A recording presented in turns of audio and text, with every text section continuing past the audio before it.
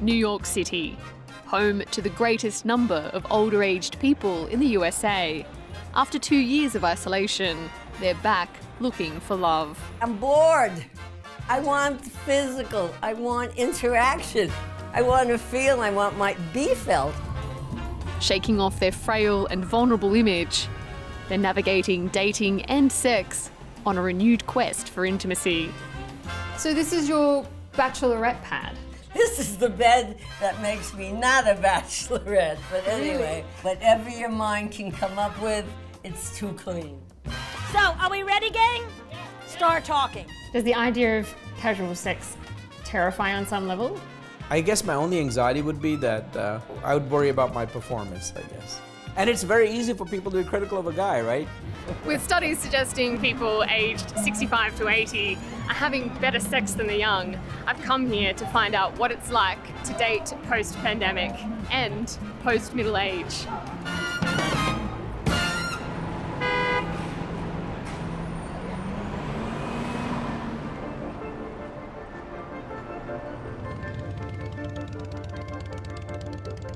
Right now, these sheets have all the men's name on the pink sheets, and the pink sheets have all the women's names.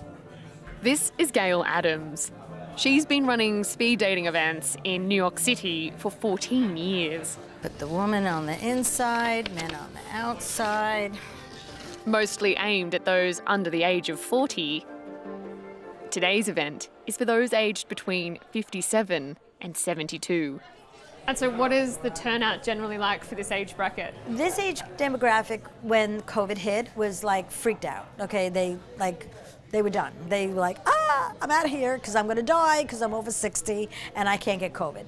So I was dead. I was dead in the water. And then once things opened up again, they came back. Hi, how are you? What's your first name? Lori. After 2 years of fear and uncertainty, New York is experiencing a dating boom. And tonight, Gail's expecting 20 mature-aged singletons. I am so excited. I'm always excited to come to one of Gail's events. I just love Gail and everyone else. Joanne is 69 years old. Married for 25 years, she recently became single when her husband died following a surgical procedure. The idea is you have to internalize your healing. You have to heal yourself. So yeah, it was a big hole in my heart. It felt like, somebody ripped part of it out. And I'm slowly but surely meeting nice people. It's a good, secure feeling, who doesn't need friends? I've never done this. This is my first time. Really? In fact, one of my friends who I met at one of the church group friends, he came to these events. He said, try it. So I said, all right. So it's my first time. I'm really scared. It's a little different. Are you nervous? Yeah, I'm a little nervous, Mahendra is 58 years old. Oh, you already have one? He's been divorced and single for 4 years. Yes. And so what are you hoping to find here tonight? What are you looking for? Honestly, companionship. People don't realize it's really hard, especially like evening times. Like, you go through like a little depression phase where, you're alone, you're making dinner, you're sitting eating by yourself. So somebody to fill that dead time and hopefully, build an emotional connection with somebody, that would be nice. Now I work from home, I have a computer at home, so it's even more isolating. So the participants here in the room tonight have all come here with a really wide variety of lived experience. But they're here tonight for one reason, and that's the hope of finding a connection. Hear ye, hear ye! Speed dating, we are all here at speed dating. So, we have an equal balance of men and women. Yay! Everybody showed up today. Are we ready, gang? Yes. Are we set? Yes. Start talking.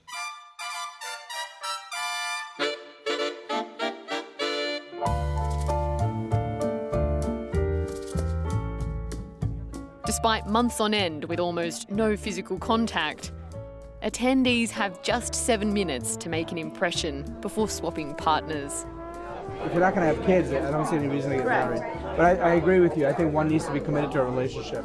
And each day you build and build. 100%. It doesn't work out that way. What do you do in your spare time?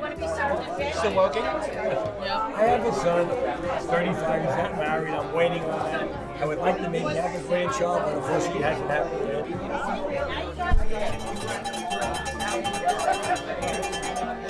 What does that mean? It means it's time to move. There are more ladies to meet Charles. Got somebody waiting. Oh, okay. Have you seen anyone Oh, who's yes. interested? I've seen a few gentlemen that kind of like tickle my interest. Yes, this is Can true. I ask who? You're looking at one person here. Really? Yes, he's very good looking. And Charles, how's it going for you tonight? You know what? I feel very comfortable talking to her. I mean, it seems like we have maybe, similar, interests. And it's the accountability. I don't know, I just feel comfortable. Was there an instant connection? Yeah, I looked into his eyes and look at them. He's good looking. How is it going tonight, I'm Mahendra? actually enjoying myself. Really? Yeah. Is there anyone in here who's caught your eye? Any marriage material? I don't know about marriage, but I think, what's the one, number 4, I think. Joanne. Yeah. Actually, I met her when she walked in. She's bubbly and stuff, and, so let's see how that goes. After an hour and a half of introductory chats, the event wraps up. Everyone must now wait to find out if they've made a match. As life here returns to normal, the pandemic has caused a dating reset. According to a recent survey by Match.com, singles have changed their sexual, romantic, and life priorities. They're not only dating, but dating with more intention. And this includes older singles aged 80 to 98 who experienced some of the harshest impacts of the pandemic.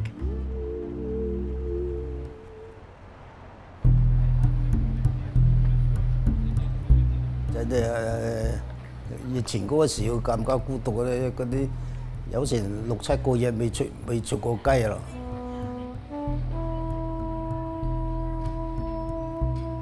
係嘛？一個人喺屋企嗰度，好似坐監咁樣啊！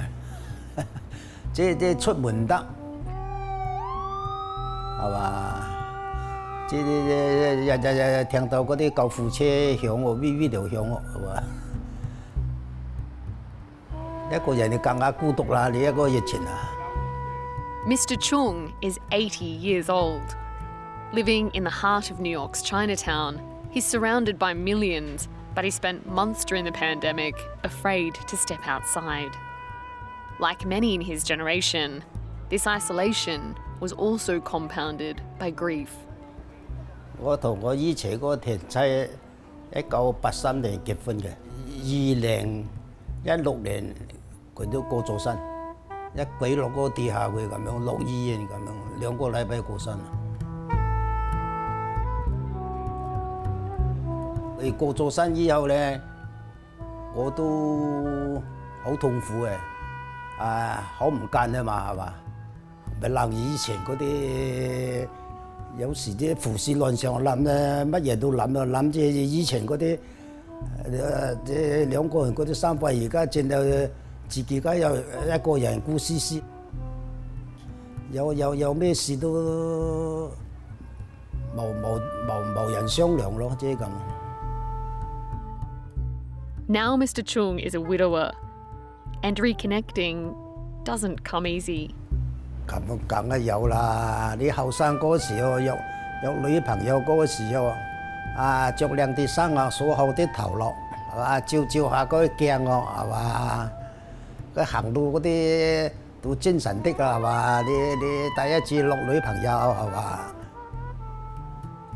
你老嚟嗰時候梗係都病凍噶咯，係嘛？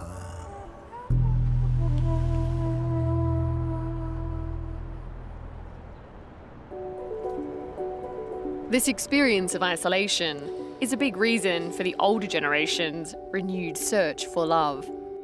In the first wave of the pandemic, COVID-19 turned physical human contact into a potentially mortal threat. And getting close enough to breathe on another person became synonymous with danger. Starved of affection, there are some hoping to make up for lost time.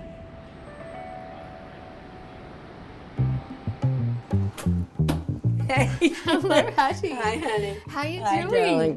darling. Lovely to meet you. Yeah. So look at this beautiful place. At 86, Hattie calls herself a super cougar. Divorced when she was in her 50s, she's been casually dating for over 30 years. So this is your bachelorette pad?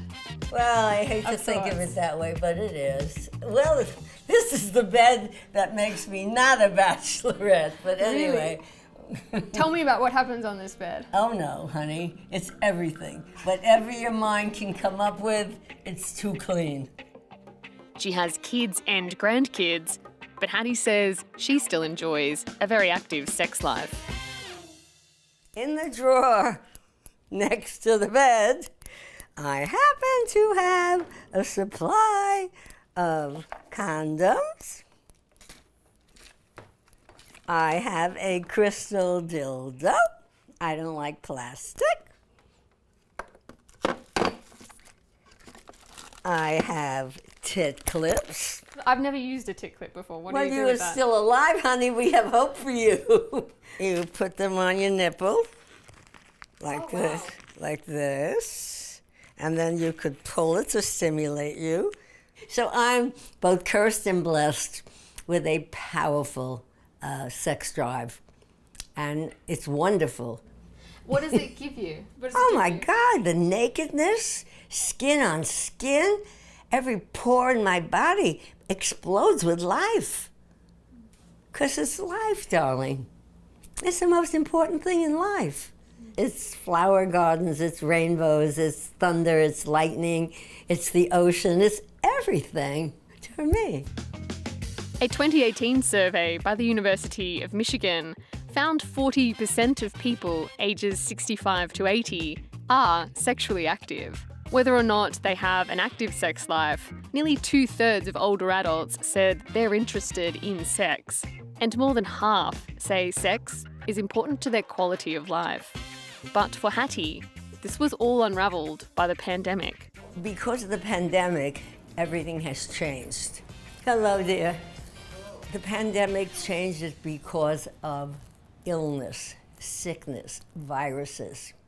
Then all of a sudden, the act of making love had so many cautions attached to it. People still were self-conscious about their tits or their smells or their bodies or their weight or the guy the size of his dick, whether it would stay hard, whatever.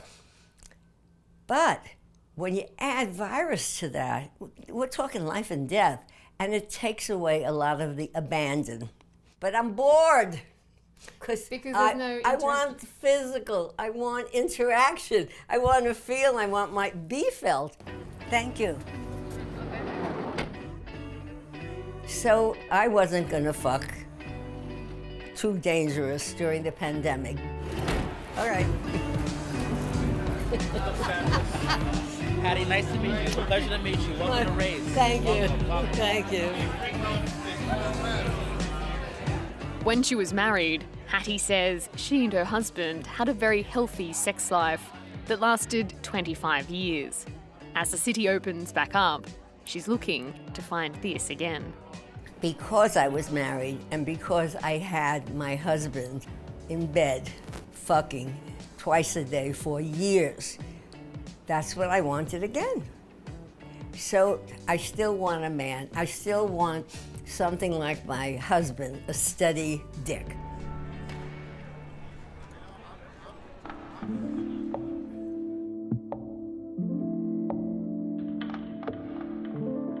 Hattie may be on the prowl for casual sex, but not everyone has her chutzpah. With signs some at the speed dating event were forming connections, I'm keen to follow up with Mahendra to find out if he made a match and how he feels about the possibility of sex. Hey, hello. How are you? How are you doing, Mahendra? Good to see you. So this is okra and Hungarian pepper, which I grew in the garden. I try to keep it as authentic as possible, but I enjoy it because you know what? When you're alone, this is like an activity. Really? Yeah. So Mahendra, I'm dying to know. I mean, what was the upshot of the speed dating? Did you have any matches?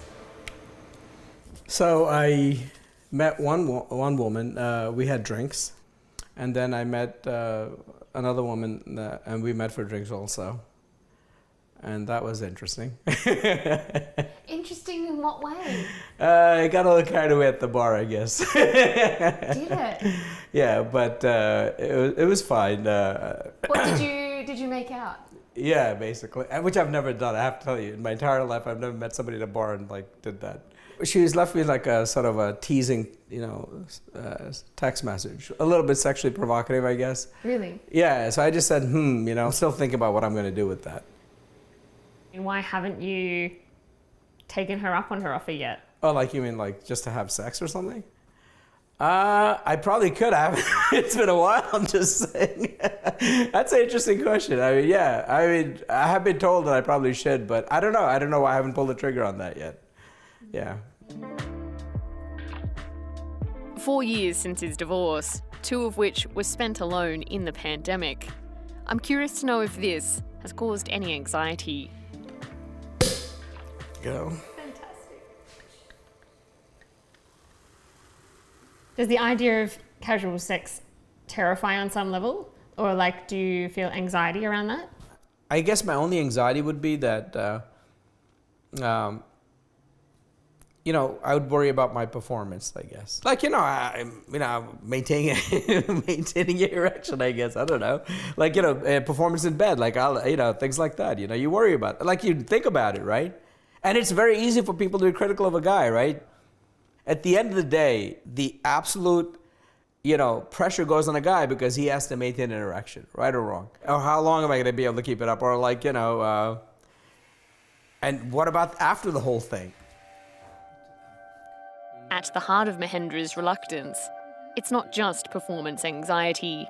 There's emotional baggage too.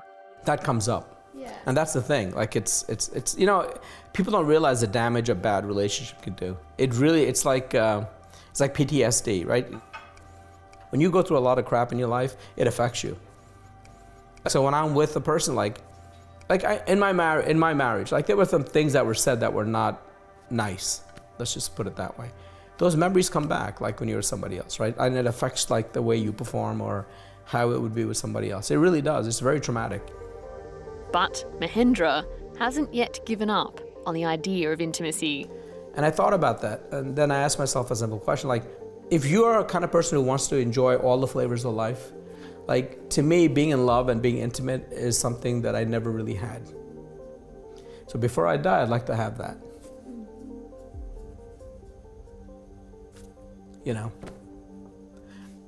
This other stuff doesn't matter, honestly.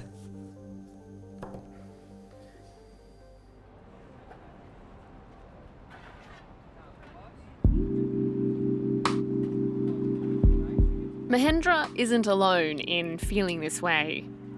Right across Manhattan, whether rich or poor, there are older singles struggling to experience the physical intimacy they so desperately crave. To learn more, I've come here to New York's Museum of Sex to meet somebody who's actually trained in the art of intimacy. Rebecca Tarosian is an intimacy behavioural therapist. She helps people of all ages, including those between the ages of 50 and 80, who are dealing with a wide variety of intimacy issues. I've heard many times people go on dates, and of all ages, but older. And then when they get along with the person really well, they're terrified because they know soon sex is going to come up. And so when they sense that's coming, they're out. They break it off. And yet they really want it. Rebecca says there can be many reasons why someone in their golden years can react this way.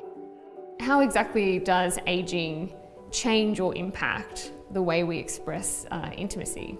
There is a thing called aging sexuality, and it's real. It has to do with gravity, right? So, everyone ages, the body ages, right? So, for example, a man's erection that used to be at straight up and down may now be a little bit half, masked. Other problems too, like, illnesses, prostate, for example, enlarged prostate, or maybe people who have had to have surgery. Rebecca says these physical changes can interfere with developing and maintaining an intimate relationship. causing moments of shame, shyness, or withdrawal. But there are a number of emotional and cognitive changes that can trigger this too. So, for example, I've worked with older people who recently widowed. And, or maybe not so recently widowed, but really trying to find their way through the grief and the loss. There are people who have been through really traumatic breakups, divorces, separations, where they've been betrayed. And so honestly, there's rage. But I think chief among it is, grief. So I think what keeps people is they often then just go into avoidance. Rebecca says these barriers to physical intimacy can increase as we age. The very stage in life when it's perhaps never been more important. As one gets older, and your relatives, your friends, people start dying. I think that, if anything, maybe the desire for intimacy maybe increases, particularly maybe as people get older and begin to lose maybe some of the social fabric, right?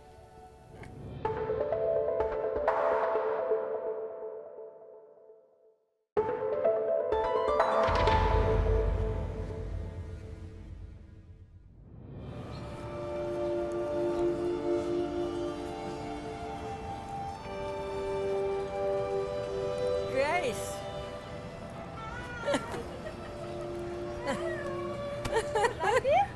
Hi.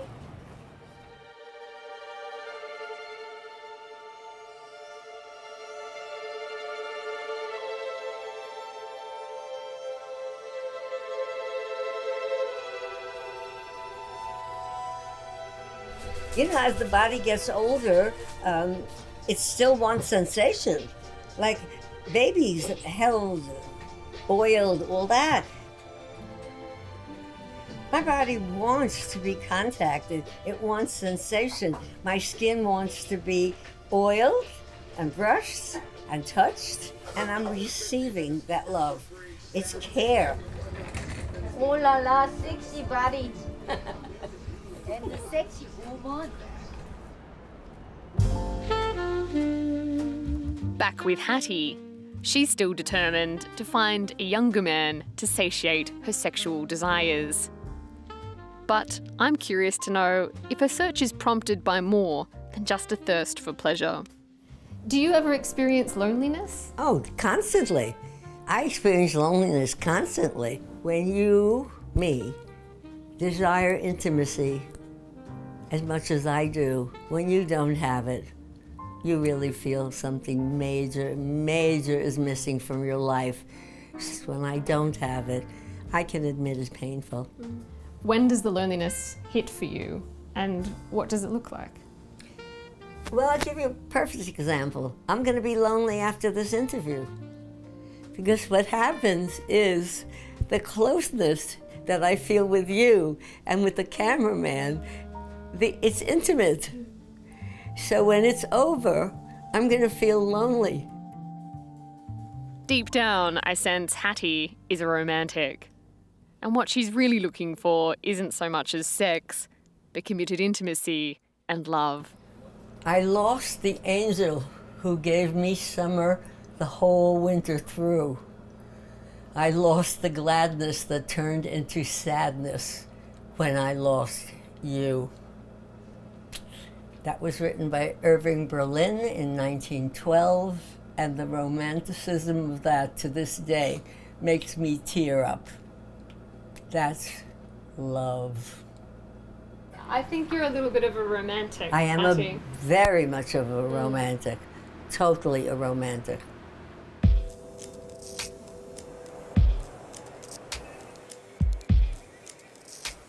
The search for love and intimacy is timeless. But it took the pandemic to show us exactly why. It's a prescription at all ages for better connection. So we may elude loneliness to live our best, longest lives. But intimacy can take many forms, and finding someone to share your bed is not the only way to find connection.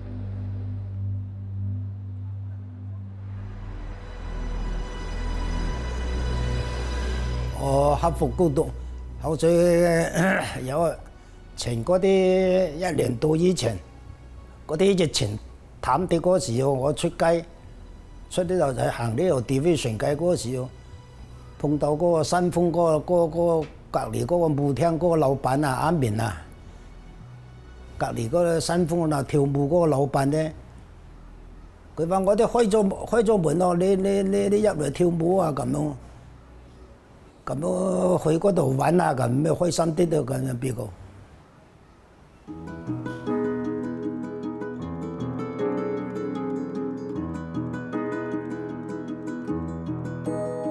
Under neon lights and a disco ball, Mr. Chung and other amateurs come together to delight in their love of dancing. 新豐舞蹈學院帶俾我啲跳舞。 多交啲朋友，係啊！我中意嗰邊舞，跳出嚟嗰啲動作啊，嗰啲人嗰啲身體啊，嚟跳嗰啲跳到真係好優美嘅嗰啲老師跳到。